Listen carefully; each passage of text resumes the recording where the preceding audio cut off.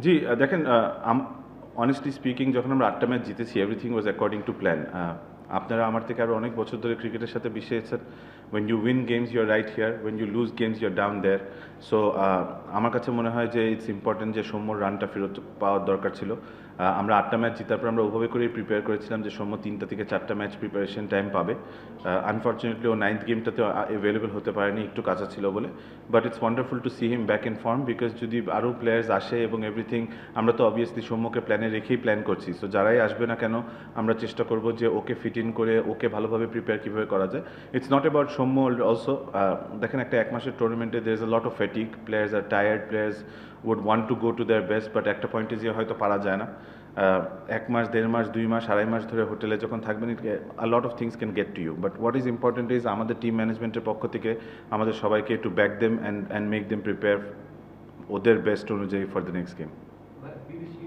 দেখেন, বিদেশি player honestly speaking there is no top secret যে আমরা প্লেয়ার্সরা আনছি বা আনছি না। আমি নাম মেনশন করতে পারি, আমি শিওর বরিশালও কালকে আরও প্লেয়ার্স মেনশন করতে পারে, ওনারাও জানেন আমরাও জানি।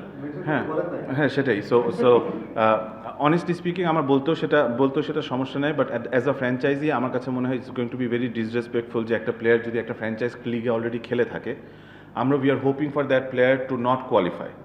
সো আমি যদি আজকে বলি যে আমরা ফর এক্সাম্পল ডেভিড ওয়ার্নারকে সাইন করেছি, বা আমরা যেটা আমি মিডিয়াতে দেখতে পাচ্ছি টিম ডেভিডকে সাইন করেছি, ব্লা ব্লা ব্লা ব্লা ব্লা ব্লা, ওরা এখনও well and alive in a tournaments. আমার ওদের নাম নেওয়া মানে হলো একটা ফ্র্যাঞ্চাইজকে ডিসরেসপেক্ট দেওয়া। সো এই কারণে আমি হয়তো বলতে পারছি না, বাট আপনারা সোশ্যাল মিডিয়াতে যে বলছেন খুব একটা ভুল না, কিন্তু কিন্তু I can't really mention names.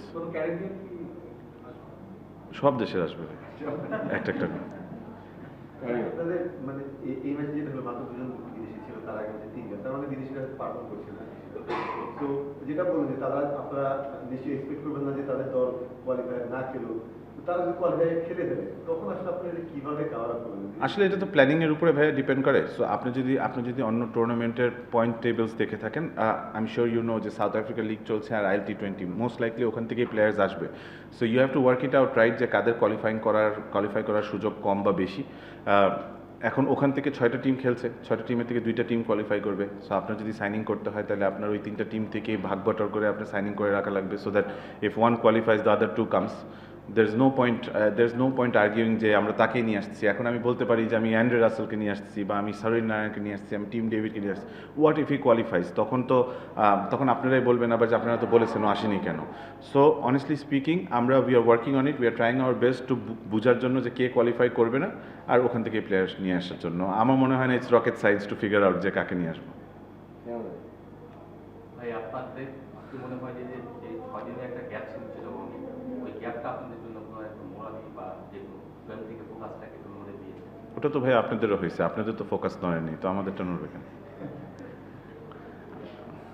বুজদিলের ইনোসিস্টেও 7 তারিখ তো ওনার ন্যাশনাল রিকলিং আসছে, তো ওনার চলে যাওয়াটা আপনাদের জন্য কতখানি ক্ষতিকর? অবশ্যই ক্ষতিকর। আপনি দেখবেন বিপিএল থেকে যখনই একটা ন্যাশনাল টিমে একটা প্লেয়ার ডাক পাবে, তখন কিন্তু অনেক বড় একটা গ্যাপ একটা টিমে রেখে যাবে ও। খুশদিলের মতো প্লেয়ার যে আপনাকে বোলিং অপশন দিত 4 ওভারের, আপনাকে ব্যাটিং অপশন দিত 4 over, obviously it's hard to fill. Because আমরা কিন্তু এই বছর অনেক চেষ্টা করেছি যে যাদেরকে আমরা আনি তারা fully available. Khushdil was no near the national team. So as much as it makes me happy যে ও রংপুর রাইডার্স পারফর্ম করে গ্লোবাল এবং এখানেও ন্যাশনাল টিমে চান্স পেয়েছে, but we also feel bad about the fact that he is not available. So আপনারা যেটা বলছেন যে আমরা রিইনফোর্সমেন্টস আনছি, রিইনফোর্সমেন্টসের সাথে এখন আমাদের খুশদিলের রিপ্লেসমেন্টও আনতে হচ্ছে। সো ওভাবে করে we are trying our best. I don't think money is the issue, I don't think anything is the issue. যে কোনো টিম যারাই কোয়ালিফাই করছেন তারা জিতার জন্য যা করা লাগবে তাই করবে, এবং আমরা সেটাই চেষ্টা করছি। ভাই আপনি যেটা বললেন এর আগে যে বোলিং অপশনে মনে হচ্ছে একটু আগে থেকে উইক হয়ে গেছে, এবং নাইজারও দেখলাম গত 6টা ম্যাচ মাত্র 1 উইকেট পেয়েছে, স্ট্রাইক রেট মানে এটাও বেড়ে গেছে, রান দেওয়ার পরিমাণটা। তো ওকে নিয়ে কনসার্ন কিনা, বা ওর কোথায় একটু রং হচ্ছিল আর মনে করেন? দেখেন, একটা টিম যখন ভালো করবে তখন তাদের কাছে মনে হবে রংপুর রাইডার্সের বোলিং অ্যাটাক সবচেয়ে বেস্ট ইন দ্য টুর্নামেন্ট। যখন আমরা হারতে শুরু করব তখন ঘাটতি মনে হবে। আমরা যে 4টা ম্যাচ হেরেছি, আমাদের কিন্তু আজকে ছাড়া বোলিং ইউনিট যে খুব একটা খারাপ করেছে তা না, আমরা 120 করতে পারিনি। So I think hour bowlers did well.